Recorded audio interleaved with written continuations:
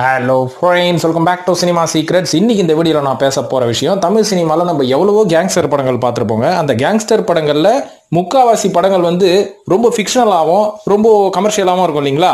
இதையும் தாண்டி ஒரு சில படங்களை வந்து நம்ம ரொம்ப ராவாக பார்த்துருப்போம். ஸோ இந்த ராவான படங்கள் எல்லாமே ஒரு உண்மை கதையை, உண்மை இன்சிடென்ட்டை தழுவி எடுக்கப்பட்ட படங்கள் அப்படின்னு சொன்னால் உங்களுக்கு எவ்வளோ ஆச்சரியமா இருக்கும். என்னப்பா சொல்கிறேன், இந்த படம்லாம் உண்மையாகவே ரியல் லைஃப்பில் நடந்ததை இவங்க அப்படியே பிரதிபலித்து இந்த படத்தில் கொண்டு வந்திருக்காங்களா அப்படின்ற மாதிரி உங்களுக்கு ஒரு பெரிய ஆச்சரியம் இருக்கும். அதெல்லாம் என்ன படங்கள் அப்படின்றத பற்றி தான் இன்னைக்கு இந்த வீடியோவில் தெள்ள தெளிவாக நம்ம டிஸ்கஸ் பண்ண போகிறோம். இந்த வீடியோவில் போகிறதுக்கு முன்னாடி ஒரு சின்ன விஷயத்தையும் ஷேர் பண்ணிக்கணும்னு நினைக்கிறேன். பகுஜன் சமாஜ்வாதி பார்ட்டியின் மாநில தலைவரான திரு ஆம்ஸ்ட்ராங் அவர்கள் சமீபத்தில் படுகொலை செய்யப்பட்டிருக்கிறாரு. இது வந்து இப்போ சோசியல் மீடியாவில் ரொம்ப வைரலாக போகுது அப்படின்றதையும் தாண்டி மிகவும் அதிர்ச்சிகரமான ஒரு விஷயம். ஏன்னா இன்னைக்கு சட்ட ஒழுங்கு எந்த லட்சணத்தில் இருக்கு அப்படின்றது இந்த இன்சிடென்ட் பார்க்கும்போதே தெரியும். அதனால அதை பற்றி பெருசாக பேசாம அவருக்கும் அவரோட குடும்பத்துக்கும் நம்ம சேனலின் சார்பாக நம்மளோட ஆழ்ந்த இரங்கலை நம்ம தெரிவிச்சுக்கலாம். நீங்களும் அவருக்கு இரங்கல் தெரிவிக்கணும்னு நினைச்சா கமெண்ட் செக்ஷன்ல மறக்காம உங்களோட இரங்கலை தெரிவிங்க நண்பர்களே. இப்போ இந்த டாபிக் நான் பேசுறதுக்கு கண்டிப்பா இப்போ சமீபத்தில் நடந்த ஆம்ஸ்ட்ராங் அவர்களோட படுகொலை கூட ஒரு சம்பந்தமா இருக்கலாம். ஏன்னா இன்னைக்கு இருக்கக்கூடிய இளைஞர்கள் அதுவும் இந்த கேங்ஸ்டரா மாறணும், நம்ம வந்து ஒரு பவர்ஃபுல்லான பார்ட்டியா ஆகணும் அப்படின்னு ஏகப்பட்ட பேர் வந்து இளைஞர்கள் இன்னைக்கு நிறைய பேர் தடம் மாறி போறதுக்கு என்னதான் வந்து பொலிட்டிக்கல் பார்ட்டி இல்ல அவங்களோட வாழ்க்கை சூழ்நிலை எல்லாமே காரணமா இருந்தாலும் சினிமாவும் ஒரு காரணமா இருக்கு அப்படின்றத யாருமே பெருசா உணர்றது இல்ல. அதனால இந்த மாதிரி இளைஞர்களோட வாழ்க்கையை சினிமாவும் எந்த அளவுக்கு பாதிக்குது அப்படின்றத பத்தி இந்த வீடியோட இறுதியில நம்ம டிஸ்கஸ் பண்ணுவோம். அதுக்கு முன்னாடி என்னென்ன படங்கள் வந்து ரியல் லைஃப், அதாவது ஒரு கேங்ஸ்டரோட ரியல் லைஃபை தழுவி எடுக்கப்பட்ட படங்கள் அப்படின்றத நம்ம இப்போ ஃபர்ஸ்ட் பேசிடுவோம். அதுக்கப்புறமா வீடியோட இறுதியில இதை பத்தி நம்ம பேசுவோம். எப்பவும் போல நம்ம தத்துவம் ஒன்று சொல்லுவோம் பார்த்தீங்களா, அது எல்லாமே நம்ம கடைசியில போயிடுவோமா. இப்போ இந்த லிஸ்ட்ல முதலாவதா நான் சொல்ல போற படம் எது அப்படின்னு பாத்தீங்கன்னா, சமீபத்தில் வனிதா விஜயகுமார் மற்றும் சோனியா அகர்வால் இவங்க ரெண்டு பேரும் இணைந்து நடித்த தண்டுப்பாளையம் அப்படின்ற மாதிரி ஒரு படத்தோட போஸ்டர்லாம் நீங்க பார்த்திருப்பீங்க. அந்த படத்தை எத்தனை பேர் பார்த்திருப்பீங்கன்னு தெரியாது. ஆனா நான் பார்த்தேன் அந்த படத்தை. எதனால பார்த்தேன் அப்படின்னு பாத்தீங்கன்னா, இந்த படம் வந்து ஒரு பெரிய கேங்ஸ்டர் பிலிம், அதுவும் கன்னடாவிலேயே பாத்தீங்கன்னா highest grossing film of the year அப்படின்னு பேர் வாங்கின தண்டுப்பாளையா படத்தோட ரீமேக், அபிஷியல் ரீமேக் அப்படின்ற மாதிரி எவனோ ஒருத்தன் எனக்கு வேண்டாதவன் சொன்னான்னு சொல்லி இந்த படத்தை போய் நான் தியேட்டர்ல பார்த்தேன். ஏன்னா ஏற்கனவே தண்டுப்பாளையா அப்படின்ற கன்னட படத்தை நான் பார்த்துட்டேன். அது வந்து பாத்தீங்கன்னா ஒரு உண்மை சம்பவத்தை தழுவி எடுக்கப்பட்ட படம். அதாவது தண்டுப்பாளையா அப்படின்றதுனா என்னன்னு சொல்றேன் பாருங்க. கர்நாடகா மாநிலத்துல தண்டுப்பாளையான்னு ஒரு கிராமம் இருக்குங்க.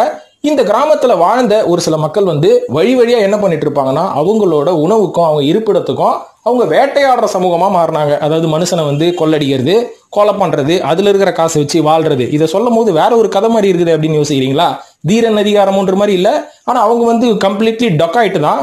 ஆனா இவங்க கொலை பண்றது, அதுக்கப்புறம் அந்த கர்நாடகா ஹைவேஸ்ல போற வண்டிகளெல்லாம் சூறையாடுறது, இந்த மாதிரி சம்பவங்கள்லாம் செஞ்சு அவங்க பழச்சிட்டு இருந்தாங்க. இது கூட ஒரு படம் மாதிரி இருக்குது. த்ரிஷா நடிச்சது ரோடு மாதிரி இல்ல, சரி அப்படி கூட வச்சுக்கோங்களேன். ஆனா இந்த ஒரு சம்பவத்தை கம்ப்ளீட்டா மையமா கொண்டு எடுக்கப்பட்ட கன்னட படம் தான் தண்டுப்பாளையா அப்படின்ற ஒரு படம். இந்த படம் வந்து 2 சீக்குவலா வந்ததுங்க. சீக்குவல் அதுக்கப்புறம் 3 பார்ட்டா கூட வந்ததுன்றாங்க. ஆனா நான் முதல் பார்ட் மட்டும் தான் பார்த்தேன். இந்த பார்ட் வந்து ரொம்பவே நல்லா இருக்கும், பயங்கர ராவா இருக்கும், அப்படியே கொலைகளெல்லாம் பயங்கரமா இருக்கும். அதுவும் 1996 இருந்து 2001 நடக்கப்பட்ட அந்த ரேப்ஸ், ராபரி, மர்டர் இதை பத்திலாம் ரொம்ப அழகா அந்த படத்துல சொல்லியிருப்பாங்க. ஸோ இந்த படம் மாதிரியே தமிழ்ல இந்த படமும் இருக்குமோ அப்படின்ற மாதிரி நான் போய் பார்த்தேன். ஆனா ஏன்னா இவங்களும் வந்து இது ஒரு ரீமேக், தண்டுப்பாளையா படத்தோட ரீமேக் தான் இந்த தண்டுப்பாளையம் அப்படின்ற மாதிரி சொன்னாங்களே. படத்து உள்ள போய் பார்த்தா தான் தெரியுது, அடா பாவீங்களா, இது ரீமேக்கும் கிடையாது, இது டப்புடு வெர்ஷனும் கிடையாது. ஏன்னா கன்னட படத்துல நடக்கிற ஒரு சில சீன்ஸை அப்படியே டப்பிங் பண்ணி அந்த படத்துல வச்சிருந்தாங்க. அதுக்கப்புறம் ஒரு சில சீன்ஸ் வந்து வனிதா விஜயகுமாரும் சோனியா அகர்வாலும் 2 பேரும் நடிச்சதை மட்டும் தமிழ் வெர்ஷன்ல எடுத்துட்டு மீதி இருக்கிற சீன்ஸ் எல்லாத்தையும் டப் பண்ணி இந்த படத்துல போட்டு குழம்பி வச்சிட்டாங்க. அதனால இந்த படம் வந்து அந்த ஒரிஜினல் வெர்ஷன் மாதிரி அவ்வளோ ராவாவும் ஆத்தென்டிக்காவும் இல்லை அப்படின்றது தான் ஒரு வருத்தம். நல்ல கதையை போய் சொதப்பிட்டாங்க. இருந்தாலும் இதுவும் ஒரு ரியல் இன்சிடென்ட்டை மையமாக வைத்து எடுக்கப்பட்ட ஒரு படம் தான். இப்போ இந்த லிஸ்ட்ல இரண்டாவதா சொல்ல போற படம் சரண் அவர்களோட இயக்கத்துல நம்ம சியான் விக்ரம் மற்றும் கலாபவன் மணி அவர்கள் கலக்கிய ஒரு சூப்பரான ஒரு கேங்ஸ்டர் படம். அந்த படம் பார்க்கும்போது இதெல்லாம் ஒரு ரியல் இன்சிடென்ட் படமா, இது ஃபுல்லா கற்பனையா இருக்குங்க, கலர்ஃபுல்லா இருக்குதுங்க இந்த படம் அப்படின்ற மாதிரி நம்ம யோசிப்போம் இல்லைங்களா?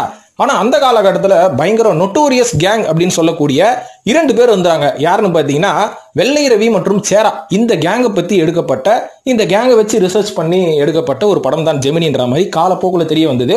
ஏன்னா இந்த படத்துல இடம்பெற்றிருக்கும் ஒரு சில இல்ல பெரும்பாலான காட்சிகள் வந்து இந்த 2 கேங் வார்ல நடந்த ஒரு சில இன்சிடென்ட்ஸ் அப்படியே எடுத்து படமாக்கப்பட்ட மாதிரி தான் இருக்கும். உதாரணத்துக்கு வெள்ளை ரவி மற்றும் சேரா இவங்க கேங்குள்ள நடந்த ஒரு சின்ன கதையை சொல்றேன், அதுக்கப்புறம் நீங்களே கம்பேர் பண்ணி பாருங்க. அதாவது இவங்க எல்லாம் பொதுவா பாத்தீங்கன்னா இந்த பர்மால இருந்து அங்கிருந்து வந்து வியாசார்படியில செட்டில் ஆன ஒரு குடும்பம் அப்படின்ற மாதிரி சொல்றாங்க. முதல்ல வெள்ளை ரவி மற்றும் சேரா உருவாகிறதுக்கு முன்னாடி அந்த ஏரியால பெஞ்சமின் மற்றும் சுப்பையா அப்படின்ற 2 கேங் தான் இருந்திருக்குது. சோ சுப்பையா யாருன்னு பாத்தீங்கன்னா பெஞ்சமின் அவர்கள் நிறைய இந்த இல்லீகலான ஆக்டிவிட்டிஸை பார்த்து ஏன் இந்த மாதிரி தப்பான இல்லீகல் ஆக்டிவிட்டிஸ் பண்ற அப்படின்றத தட்டி கேட்கறதுக்காகவே உருவான ஒரு நல்ல ரவுடி கூட்டம் தான் சுப்பையா கூட்டம் அப்படின்ற மாதிரி சொல்றாங்க. சோ இந்த ஒரு 2 கேங்குக்கும் அடிக்கடி பிரச்சனை பெருசா வரும்போது இவங்க 2 பேரை வளர்த்து விட்டாங்க. அந்த 2 பேர் யாருன்னு பாத்தீங்கன்னா வெள்ளை ரவி மற்றும் சேரா. வெள்ளை ரவி யாரோட கேங் அப்படின்னு பாத்தீங்கன்னா நம்ம பெஞ்சமின் அவர்களோட கேங்கு. அவர் தான் வந்து பயங்கரமான ரவுடி.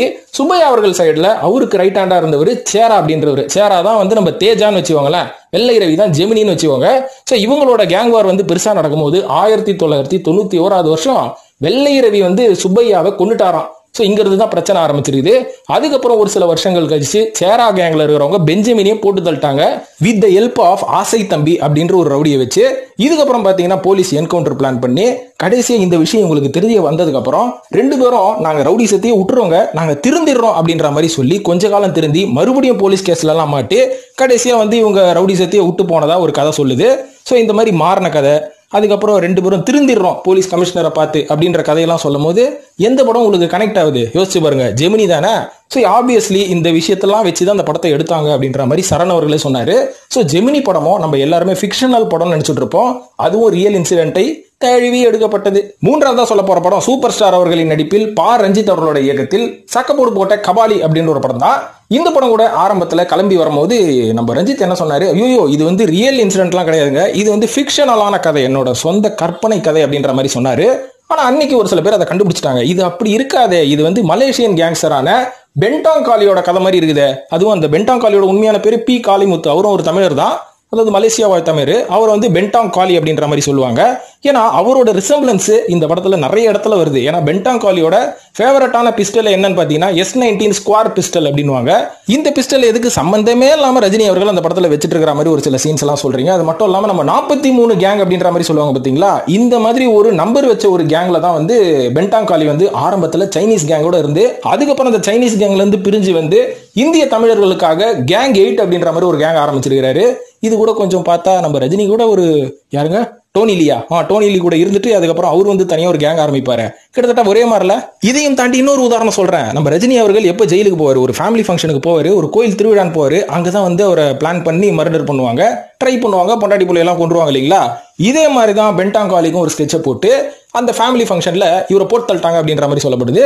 என்ன கபாலியில ரஜினி அவர்களை ஜெயில போட்டுருவாங்க, இவரை போட்டு தள்ளிட்டாங்களாம். ஸோ இப்படி ஒரு கேஸ் அங்க ஒரு கேங்ஸ்டர் மேல இருந்தது. இந்த கதையை லைட்டா கொஞ்சம் அப்படி உல்டா பண்ணி கண்டே பிடிக்காத மாதிரி நம்ம ரஞ்சித் அவர்கள் உள்ள வச்சதா ஒரு சின்ன ஒரு குற்றச்சாட்டம் இருந்தது. ஆனா பெருசா கண்டுக்கல. ஏன்னா பென்டாங் காலி அவர்களை பத்தி எத்தனை பேருக்கு தெரியும், மலேசியால இருக்கிறவங்களுக்கு தெரியும், தமிழ்நாட்டில் என்ன கவலை, நம்ம இங்க தானே ரிலீஸ் பண்ண போறோம் பெருசா.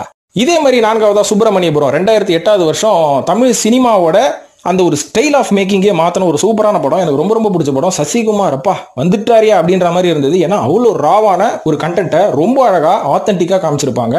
அதுவும் அந்த 80s கெட்டப்புக்காக அவ்வளோ மெனக்கேட்டாராம். அந்த 80sல வந்து எப்படி இருந்திருப்பாங்க, அந்த தியேட்டர் எப்படி இருந்திருக்கும், ஹோட்டல் எப்படி இருந்திருக்கும், கெட்டப்பு ஷர்ட் கிட்டுன்னு எல்லாமே சசிகுமார் பயங்கரமா ஹோம்ஒர்க் பண்ணிருப்பாரு. ஸோ அந்த மாதிரி ரிசர்ச் பண்ணி எடுக்கப்பட்ட ஒரு படமாக இருந்தாலும் கதை எப்படி சார் அப்படின்னு கேட்டா அது என் சொந்த கதை அப்படின்ற மாதிரி சசிகுமார் அன்னைக்கு வாயில வட சுட்டு இருந்தாரு. ஆனா கொஞ்சம் விசாரிச்சு பார்த்தா தான் தெரியுது, திருநெல்வேலி மாவட்டத்தில் இருக்கிற சுப்பிரமணியபுரம் அப்படின்ற ஒரு கிராமத்துல உண்மையாவே இந்த மாதிரி ஒரு கேங் இருந்தாங்க. அவங்களுக்குள்ள ஒரு ஃப்ரெண்ட்ஸா இருந்து அதுக்கப்புறம் அவங்களுக்குள்ள ஒரு பிரச்சனையே வந்தது அப்படின்ற ஒரு ஒன்லைனை எங்கேயோ போய் கண்டுபிடிச்சிட்டு இருக்கிறாரு. கண்டுபிடிச்சு சுப்பிரமணியபுரம் அப்படின்ற ஒரு படத்தை எடுத்தாரு. ஆனா பெருசா யாரும் அதை கண்டுக்கல. இருந்தாலும் படம் நல்லா இருந்தது. அது ரியல் ஸ்டோரியா இருந்தா என்ன இல்லைன்னா என்ன அப்படின்ற மாதிரி தான் எல்லாரும் விட்டுட்டு போயிட்டாங்க. ஆனா சுப்பிரமணியபுரமும் நம்மளுக்கு தெரிஞ்ச வரைக்கும் ஒரு ரியல் இன்சிடென்ட்டை தழுவி எடுக்கப்பட்டது தான். இதே மாதிரி 5வதா நான் ஒரு பாலிவுட் படத்தை பத்தி சொல்ல போறேன். இதை பத்தி சொல்றதுக்கு என்னப்பா இப்ப வந்துச்சு, தமிழ் படத்தை பத்தி தானே சொன்னேன், ஏன் பாலிவுட் படத்தை பத்தி எல்லாம் பேசுற அப்படின்னு கேட்டீங்கன்னா, இது வந்து நம்ம தமிழர்களுக்கு பெருமை சேர்க்கும் ஒரு படம் கூட சொல்லலாம். ஏன்னா இந்த படத்தின் பேர் தான் கேங்ஸ் ஆஃப் வசாப்பூர் அப்படின்ற ஒரு படம். 2 பார்ட்டா வந்தது. அனுராக் கேஷியாப் அவர்கள் இந்த படத்தை இயக்கியிருக்காரு. ஆனா இந்த படத்தை ஒரு இயக்கிறதுக்கு முக்கியமான காரணமே நான் சுப்பிரமணியபுரம் அப்படின்ற ஒரு தமிழ் படத்தை பார்த்து இன்ஸ்பயர் ஆனனால தான் இப்படி ஒரு படத்தை நான் எடுத்தேன் அப்படின்றாரு. இது நம்மளுக்கு எவ்வளவு பெருமை. ஆனால் இந்த படமும் ஒரு உண்மை சம்பவத்தை தழுவி எடுக்கப்பட்ட படம் தான். ஏன்னா அனுராக் கேஷியாப் அவர்கள் சுப்பிரமணியபுரத்தை பார்த்து 2 நாளா பைத்தியம் முடிச்சு போச்சான். எப்படா தமிழ்ல இந்த அளவுக்கு ராவா சரியான ஒரு படம் எடுத்தான், நம்மளாம் பாலிவுட்ல உட்காந்து என்னத்தை புடிங்கிட்டு இருக்கோம் அப்படின்றதுனால இவரும் நிறைய சப்ஜெக்ட் எடுத்துருக்காரு. எதுவுமே வந்து செட் ஆகல. அதுக்கப்புறம் ஓகே, சுப்பிரமணியபுரம்ன்றது தமிழ்நாட்டில் அந்த பக்கம் வில்லேஜ் சைடில் இருக்கக்கூடிய ஒரு அடிதடி ஒரு கேங்ஸ்டர் கதை இல்ல, நம்ம வந்து நார்த் இந்தியாவில் எந்த பக்கம் போய் தேடுவோம், இந்த மாதிரி ராவான ரவுடிங்கெல்லாம் எங்க இருப்பாங்க, பீகார்ல தானே இருப்பாங்க அப்படின்னு சொல்லி பீகார்ன்ற ஒரு பேர்லயே ஒரு படத்தோட கதையை உருவாக்கி இருக்கிறாரு. ஆனா பெருசா வைலண்ட் எதுவுமே இல்ல. அதனால என்ன பண்ணிருக்காரு, அதுக்கப்புறம் கேங்ஸ் ஆஃப் வாசப்பூர் அப்படின்ற மாதிரி ஒரு நாவலை படிச்சு பயங்கரமா இன்ஸ்பயர் ஆயிட்டாராப்பா, எடுத்தா இதை தாண்டா எடுக்கணும் அப்படின்னு சொல்லி அந்த நாவலை எழுதினாரு பாத்தீங்களா ஒரு ஆத்தர் ஜெய்சன் குவாத்ரி. இவரே போய் நேரா மீட் பண்ணி, சரி இந்த மாதிரி எழுதுறதுக்கு உங்களுக்கு கண்டென்ட் எங்க இருந்து கிடைச்சது, இதை பத்தி கொஞ்சம் சொல்லுங்கன்னு சொல்லி அவர்கிட்ட நிறைய விஷயங்கள் பேசியிருக்காரு. அப்ப பேசும்போது அவர் என்ன சொன்னார்னா, அங்க பர்பா ஒரு இடம் ஒண்ணு இருக்குது, அந்த ஏரியால ஒரு பயங்கரமான கேங்ஸ்டர் இருக்கிறானுங்க, இவனுங்க 2 குரூப்புப்பா, இவனுங்க பண்ற அட்டூழியத்தெல்லாம் நீ வந்து கனவுல கூட நினைச்சிருக்க மாட்டே, அந்த அளவுக்கு அவங்க கொடூரமான ஒரு விஷயத்த பண்ணிருக்காங்க. சோ அவங்கள பத்தி நிறைய விஷயம் சொல்றேன், நீ அது ஒரு படமா எடு அப்படின்ற மாதிரி அந்த ஆத்தர் சொல்ல இவர் கேட்க, அதுக்கப்புறம் மிரண்டு போயிட்டாராம் அனுராக் கஷ்யப். சார் உண்மையாவே இப்படி இல்லாம சம்பவம் நடந்தது, அதுவும் இந்த மாதிரியா கேங்ஸ்டர் வந்து இவ்வளோ அட்டூழியம் பண்ணிக்கிறாங்களா, நான் எடுக்கிறேங்க என் படத்திலேயே வைக்கிறேன்னு சொல்லி இந்த படத்தை அழகா 2 பார்ட்டா எடுத்து கேங்ஸ் ஆஃப் வாசப்பூர்னு பேர் வச்சு இந்திய சினிமாவையே கலக்கினாரு அனுராக் கஷ்யப். அதுக்கப்புறம் தான் அனுராக் கஷ்யப் யார் அப்படின்ற மாதிரி எல்லாரும் தேட ஆரம்பிச்சாங்க. அந்த படத்தை பார்க்காதவங்க மறக்காம பாருங்க, பார்த்தவங்க படத்தை பத்தி கமெண்ட் தெரிவிக்கணும்னா கமெண்ட்ல போடுங்க. இதே மாதிரி 6வது நாயகன் படத்தை சொல்லாம எப்படிங்கிற முடியும், நாயகன் யாரோட படம், எதை தழுவி எடுக்கப்பட்ட படம் அப்படின்ற மாதிரி நிறைய பேருக்கு தெரியும். இருந்தாலும் சொல்லிடலாமே, வரதராஜ முதலியார் அப்படின்ற ஒரு பாம்பே டான் அவரை வந்து தழுவி எடுக்கப்பட்ட ஒரு படம் தான். ஆனா இந்த படத்துல கொஞ்சம் நிறைய பாசிட்டிவான விஷயங்கள் சொல்லியிருப்பாங்க. ஆனா வரதராஜ முதலியார் பாம்பேக்கு எப்படி வந்தாரு தூத்துக்குடியில இருந்து, ஏன்னா தூத்துக்குடியில அவங்க அப்பா வந்து ஒரு ஷிப்பிங் பிசினஸ் பண்ணிட்டு இருந்தாராம், ஷிப்பிங் கம்பெனில ஒர்க் பண்ணிட்டு இருந்தாரு அப்படின்ற மாதிரி சொல்றாங்க. அதுக்கப்புறம் பிசினஸ் ஆரம்பிச்சு 1945 வருஷம் நம்ம வந்து பிழைக்கணும்னா மும்பைக்கு போனாதான் பிழைக்க முடியும், ஆனா அங்கதான் வந்து நிறைய பணம் இருக்குது அப்படின்னு சொல்லி கிளம்பி மும்பைக்கு போயிருக்கிறாங்க. அங்க போனா வந்து வழக்கம் போல பிசினஸ் பண்ண முடியல. உடனே வரதராஜ முதலியார் என்ன பண்ணிருக்காரு, அங்க இருக்கிற கப்பல்ல வந்து போர்ட்டரா வேலை பார்த்திருக்கிறாரு. வேலை பார்க்கும் போது அங்க இருக்கிற அந்த கூட்ஸ், அதுக்கப்புறம் அங்க இருந்த பொருள்லாம் வரும் பாத்தீங்களா, கப்பல்ல கார்கோ பொருட்கள், கார்கோ, அந்த கார்கோவெல்லாம் திருடி அதை வந்து ஸ்மகிள் பண்ண ஆரம்பிச்சிருக்கிறாரு. இதுல வந்து நல்ல காசு பார்த்த உடனே கொஞ்சம் அவருக்குன்னு ஒரு கேங் செட் ஆன உடனே, அவரு பேசிக்கலி தாராவி, தமிழர்கள் வாழும் ஏரியா தாராவி அப்படின்னு பாம்பேல, அந்த இடத்துல அவருக்குன்னு ஒரு மாசு கிரியேட் ஆயிருக்குது. இந்த ஒரு பெரிய சப்போர்ட்டை பயன்படுத்தி கிட்னாப்பிங், கில்லிங், அதுக்கப்புறம் லேண்ட் கிராபிங், இல்லீகல் கேம்பிளிங், இந்த மாதிரி நிறைய சட்டவிரோதமான செயல்கள்லாம் செஞ்சுட்டு இருக்கும் போது இவர் எப்ப தலை தூக்க ஆரம்பிச்சாருன்னு பாத்தீங்கன்னா 1980களில் இவருக்கு காம்படிஷனா இருந்த ஆஜி மஸ்தான் கேங் எல்லாமே கொஞ்சம் வீக் ஆகும் போது இவர் தலை தூக்க ஆரம்பிச்சார் அப்படின்ற மாதிரி சொல்லப்படுது. இதுக்கப்புறம் பாத்தீங்கன்னா அங்க ஒரு மெயினான ஒரு கமிஷனர் வந்து ஸ்ட்ரிக்டா ஆர்டர் போட்டதுக்கு அப்புறம் இவங்களால இல்லீகல் பிசினஸ் எதுவுமே பண்ண முடியாதனால எல்லா இல்லீகல் பிசினஸையும் பாம்பேலே விட்டுட்டு மறுபடியும் தமிழ்நாட்டில் வந்து செட்டில் ஆயிட்டாரு அப்படின்ற மாதிரி அவரோட கதை ஒன்று சொல்லுது. ஸோ ஆப்வியஸ்லி நாயகன் படத்துல இது மாதிரி வரும், ஆனா நிறைய விஷயங்கள் பாசிட்டிவா காமிச்சிருப்பாங்க. ஆனா இதுல ஒரு ஆச்சரியம் என்ன தெரியுங்களா, வரதராஜ முதலியார் அவர்களோட கதையை வச்சு தமிழ்ல மட்டும் நாயகன் வரல, ஹிந்தியில அமிதாப் பச்சன் அவர்கள் அக்னிபத்னு ஒரு படம் பண்ணாரு, மலையாளத்துல வந்து நம்ம மோகன்லால் அவர்கள் அபிமன்யுன்னு ஒரு படம் பண்ணாரு. இவ்வளவு அங்க தலைவா படத்துல வர சத்யராஜ் மட்டும் யாரு, கிட்டத்தட்ட இந்த கேரக்டர் தான். காலா படத்துல வர ரஜினி யாரு, கிட்டத்தட்ட இவரோட கேரக்டர் தான். சோ இந்த மாதிரி கதையே இல்லாம நம்ம ஆளுங்க இவரை வச்சு இன்னொரு 100 கதை எடுப்பாங்க போல இருக்கு. அவ்வளவு சரக்கு வரதராஜ முதலியார் கிட்ட இருக்கு. இப்ப 7வதா சொல்ல போற படம் சூரியன் சட்டக்கல்லூரி அப்படின்னு ஒரு படம் வந்து பாத்திருப்பீங்களா? பல பேர் பார்த்திருக்கலாம், நிறைய பேர் பார்க்காம இருந்திருக்கலாம். ஆனா இந்த படம் கூட ஒரு உண்மை சம்பவத்தை தழுவி எடுக்கப்பட்ட படம்.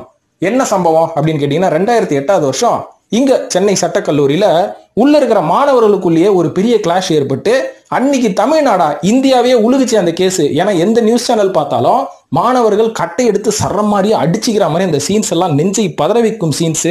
அதெல்லாம் வந்து நான் என் யூடியூப் சேனல்ல பிக்சரா போட போறது கிடையாது. ஏன் அந்த வேலையை வர நம்ம பார்த்து வியூவர்ஸுக்கு வந்து ஒரு சின்ன மன சலசலப்பை ஏற்படுத்தணும். அதனால நேரா விஷயத்துக்கே வரேன். அதாவது 2008 வருஷம் என்னாச்சுன்னு பாத்தீங்கன்னா இங்க சென்னை சட்டக்கல்லூரி இருக்கு பாத்தீங்களா, அங்க வந்து அக்டோபர் மாசம் வருஷம் வந்து இந்த தேவர் ஜெயந்தி அப்படின்ற மாதிரி ஒரு ஃபங்க்ஷன் கொண்டாடுவாங்க. அதுல அந்த தேவர் ஜெயந்தி போஸ்டர்ஸ்ல பாத்தீங்கன்னா அம்பேத்கரோட பேரை குறிப்பில்லைன்னு சொல்லி அதே காலேஜில் இருக்கிற ஹாஸ்டல்ல வசிக்கிற ஸ்டூடெண்ட்டுக்கும் டே ஸ்காலர் ஸ்டூடெண்ட்டுக்கும் பெரிய கலவரம் ஒன்று ஆரம்பிச்சிருக்குது. அதுல பாத்தீங்கன்னா சரமாரியா எல்லாரும் தாக்கிட்டு பெரிய ஒரு குற்றமா மாதிரி அது லைவ் டெலிகாஸ்டா பல சேனல் ஆகி சட்ட ஒழுங்கு கெட்டு போச்சுன்னு இந்தியா ஃபுல்லா தமிழ்நாடோட மானமே கப்பல் ஏறிச்சு அப்படின்னு சொல்லலாம். இந்த ஒரு கேஸ்ல கிட்டத்தட்ட 41 பேரை வந்து அக்யூஸ்ட் அப்படின்ற மாதிரி அரெஸ்ட் பண்ணாங்க. இது மட்டும் இல்லாம இந்த 41 பேர்ல 43 பேர் அக்யூஸ்ட் அப்படின்ற மாதிரி ஃபைனல் பண்ணி 3 வருஷம் சிறை தண்டனை கொடுத்திருக்காங்க. அதுல இப்ப காலாமானார் பாத்தீங்களா, பகுஜன் சமாஜ்வாதி கட்சியின் மாநில தலைவரான ஆம்ஸ்ட்ராங் அவர்களும் இதுல வந்து ஒரு அக்யூஸ்டா வந்து அரெஸ்ட் பண்ணப்பட்டாரு. இதுக்கப்புறம் தான் அவர் 3 வருஷம் கழிச்சு வெளில வந்து படிச்சு ஒரு நல்ல நிலைமைக்கு வந்து ஒரு கட்சி மாநில தலைவரா ஆனாரு. ஆனா அவர் வந்து இப்ப சமீபத்தில் கொல்லப்பட்டு விட்டார். அதுக்கு இந்த ஒரு பிரச்சனையும் ஒரு காரணமா இருக்கலாம் அப்படின்ற மாதிரி ஒரு கோணத்துல போலீஸ் விசாரிச்சுட்டு இருக்காங்க. ஆனா இன்னி வரைக்கும் அந்த ரிவெஞ்சுக்கான ஒரு பேக்ட்ராப் என்ன அப்படின்றது இன்னி வரைக்கும் யாராலையும் வந்து கன்ஃபார்ம் பண்ண முடியல. கூடிய விரைவில் அது பற்றிய நியூஸும் வரும். ஆனா இதே படத்தோட கதை சூரியன் சட்டக்கல்லூரியில மட்டும் வரலங்க, ஈவன் வேற மாதிரி அப்படின்னு விக்ரம் பிரபு நடிச்ச அந்த படத்தோட ஓப்பனிங் சீன், அந்த படத்தோட மைய கதையே இதுதான். இது மட்டும் இல்லாம இதே படத்தை கன்னடத்துல சக்கரவியூஹா அப்படின்னு சொல்லி புனித் ராஜ்குமார் நடிச்சிருப்பாரு, அருண் விஜய் அவர்கள் வில்லனா நடிச்சிருப்பாரு. சோ பல படங்கள்ல இந்த ஒரு விஷயம் வந்துருச்சு. சோ இந்த ஒரு படங்களும் பாத்தீங்கன்னா உண்மையான சம்பவத்தை தழுவி எடுக்கப்பட்ட படங்கள் தான். இன்னும் தமிழ் சினிமால எத்தனையோ படங்கள் வருது, அது எல்லாத்தையும் நம்ம பார்ட் 2 பார்ட் 3 போடலாம். ஏன்னா இதுக்கு வீடியோ லென்த் ரொம்ப பெருசா போயிட்டு போகுது. சரி ஓகே, ஆரம்பத்துல சொன்ன பாத்தீங்களா எப்படி இளைஞர்களை தமிழ் சினிமா இந்த மாதிரி ஒரு பாதையில கூட கொண்டு போகலாம் அப்படின்னு நம்மளுக்குன்னு ஒரு கருத்து இருக்கும்ல, அதை சொல்லிடலாம். அதாவது இன்னைக்கு பல குற்றங்கள் நம்ம இந்தியாவை பொறுத்த வரைக்கும் நடக்குது அப்படின்னு பாத்தீங்கன்னா அதுக்கு பொலிட்டிக்கல் பிரச்சனைன்னு ஒண்ணு இருக்கு, அதுக்கப்புறம் அவங்க வளர்ந்த சூழ்நிலைன்னு ஒண்ணு இருக்கு. அதையும் தாண்டி சினிமாவை பார்த்து இன்ஸ்பயர் ஆகி பல பேர் இந்த மாதிரி ஆகணும் அப்படின்ற மாதிரி சில பேருக்கு ஒரு ஆசையும் இருக்கு. அதுக்கு சினிமா ஒரு முக்கிய காரணம் அப்படின்ற மாதிரி சொல்லலாம். ஏன்னா இன்னைக்கு தமிழ் சினிமாவை பொறுத்த வரைக்கும் எவ்வளவு வைலன்ஸான படங்கள் தான் வந்துட்டு இருக்குங்க. இன்னைக்கு அந்த வைலன்ஸான படங்கள் எல்லாத்தையும் நம்ம கொண்டாட ஆரம்பிச்சிட்டோம். ஒரு காலத்துல ஒரு 80s 90sல பாத்தீங்கன்னா ஒரு 20 படம் வந்ததுன்னா அதுல ஒண்ணுதான் வைலன்ஸான படம் இருக்கும். அந்த படத்துக்கு கூட குழந்தைங்களெல்லாம் கூட்டு வர மாட்டாங்க, ஃபேமிலியோட பார்ப்பாங்க, இல்லைன்னா பார்க்காம கூட போவாங்க. ஆனா இன்னைக்கு எல்லாமே வைலன்ஸ் படமா வருது. அது ஒரு சின்ன உதாரணம் சொல்றேன். கருடன் அப்படின்ற ஒரு படம் வந்து உண்மையாவே கதைக்களம் அப்படின்னு பாத்தீங்கன்னா எனக்கு ரொம்ப பிடிச்ச ஒரு படம். நல்லா நடிச்சிருந்தாரு சூரி கூட, சூப்பர் ஆக்டிங்.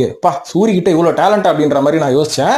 ஆனா அந்த படத்துல வைலன்ஸ் அன்லிமிட்டடா தெளிச்சனால நான் படம் பார்த்துட்டு இருக்கும்போது என் பக்கத்துல ஒரு குடும்பம் உட்கார்ந்துட்டு இருந்தது. அதுல இருக்கிற குழந்தைலாம் உட்காந்து அந்த படத்தை பார்த்துட்டு இருந்தது. ஏன்னா அந்த பையனுக்கு ஒரு 5-6 வயசு இருக்கும்னு வச்சுக்கோங்களேன்.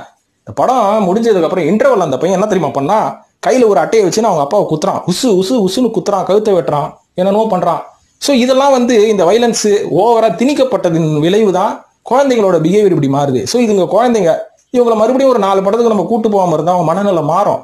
ஆனா அந்த 4 படங்களும் இதே மாதிரி வைலன்ஸ் படங்களா தான் தமிழ் சினிமால ரொம்ப அதிகமா வந்துட்டு இருக்கு. எதனாலன்னு பாத்தீங்கன்னா இன்னைக்கு இந்த மாதிரி வைலன்ஸான படங்கள், ரொம்ப ஆக்ஷன் படங்கள்னு சொல்லிட்டு வைலன்ஸை திணிச்சு மக்களோட மனநிலையை மாத்தி வச்சிருக்காங்க. அதனாலதான் பாத்தீங்கன்னா நிறைய பேர் மலையாள படத்தை நோக்கி ஓடுறதுக்கான முக்கியமான காரணம் இதுவா கூட இருக்கலாம். ஏன்னா நீங்க நினைப்பீங்க மலையாள படத்தை மட்டும் தான் இவன் பெருமையா பேசுவான். நான் பெருமையா பேசல, தமிழ் சினிமாவில் பெருமையா பேசுறதுக்கு எவ்வளவு படம் இருக்கு.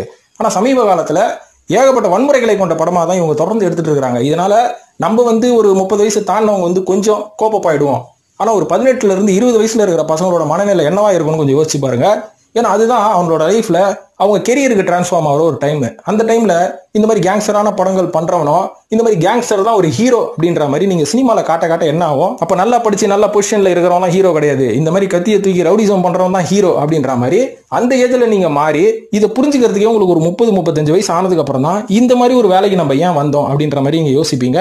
இதுக்கு அவங்களோட வாழ்க்கை சூழ்நிலை, பாலிடிக்ஸ் என்னதான் ஒரு காரணமா இருந்தாலுமே கூட சினிமாவுக்கும் ஒரு பங்கு இருக்கு. சினிமாவும் ஒரு மக்களோட மனநிலையை மாத்திர ஒரு டூலாவும் இருக்கு. அதனால பிலிம் மேக்கர்ஸ் எல்லாமே இதை கொஞ்சம் மைண்ட்ல வச்சுக்கிட்டு வைலன்ஸான படம் எடுத்தா கமர்ஷியலா ஹிட் ஆகுது அப்படின்னு வியாபார நோக்கத்தோட பாக்குறதையும் விட்டுட்டு சமூக அக்கறையும் கொஞ்சம் வச்சு மக்களுக்கும் இளைஞர்களுக்கும் நம்ம படத்தின் மூலியமாக நம்ம கன்வே பண்ண போறோம் அப்படின்ற ஒரு சமூக அக்கறையோட படம் எடுத்தா கண்டிப்பா அந்த படத்துக்கும் மக்கள் மத்தியில இருந்து பெரிய சப்போர்ட் கிடைக்கும்.